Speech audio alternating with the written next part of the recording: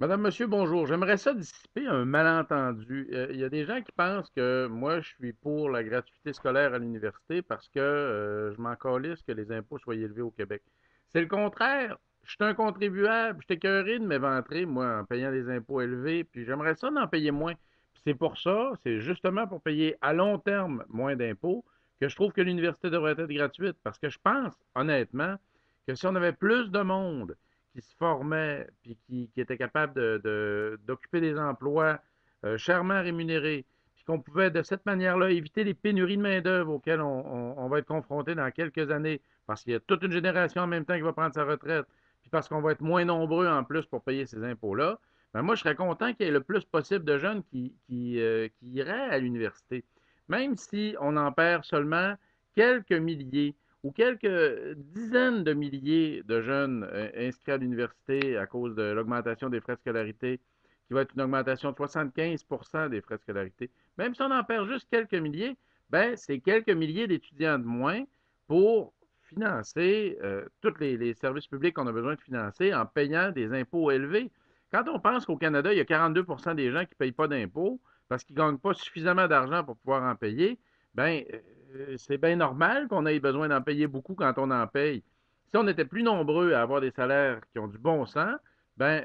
éventuellement, ben, on serait plus nombreux à payer les impôts, puis ça en ferait une moins grosse charge pour chacune des personnes qui payent. Puis sachant qu'on s'enligne dans une période où il va y avoir des grosses pénuries de main-d'œuvre,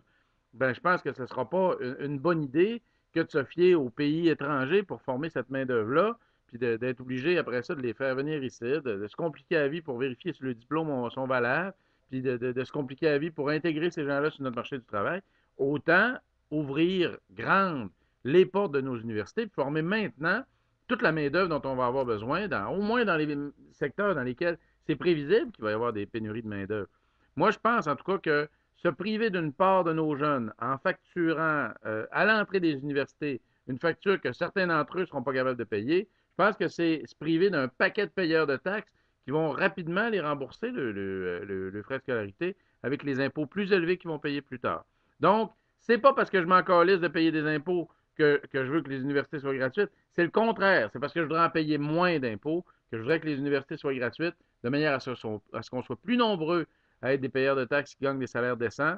puis de cette manière-là, avoir une charge un peu moins lourde à porter chacun sur nos épaules. Puis l'autre détail aussi, c'est que je pense qu'à la place de nous compter des peurs à propos du plan Nord, puis nous dire qu'on va faire bien, bien, bien, bien de l'argent avec ça, là, je pense qu'il faudrait qu'on regarde clairement qu'est-ce qu'on fait avec nos ressources naturelles. Parce qu'en ce moment, nos ressources naturelles, on n'en a pas les bénéfices, on n'en tire pas les bénéfices qu'on pourrait en tirer puis qu'on devrait en tirer. En ce moment, nos ressources naturelles, à mon sens, sont dilapidées. Même en augmentant les redevances sur les profits des entreprises, ben, on risque de ne pas toucher notre juste part parce que les profits des entreprises, il y a moyen de travailler pour les faire disparaître quand on a un bon comptable qui est capable de faire assez de dépenses pour que les profits soient presque toujours éliminés par les dépenses. Ce qu'on aurait intérêt à envisager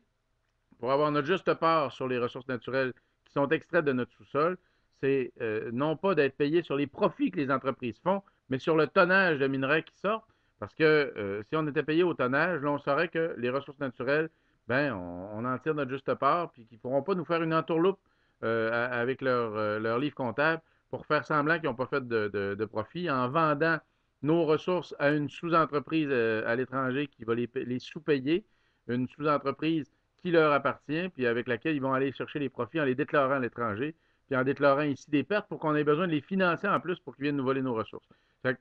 dans ce contexte-là, donc, je veux que les universités soient gratuites pour qu'on ait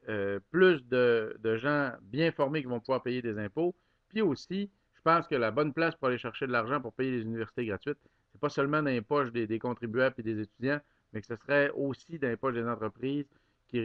en ce moment, partent avec nos ressources naturelles sans qu'on ait notre juste part sur ces ressources-là. Voilà, c'est ce que je voulais vous en dire à soir. Bonne soirée.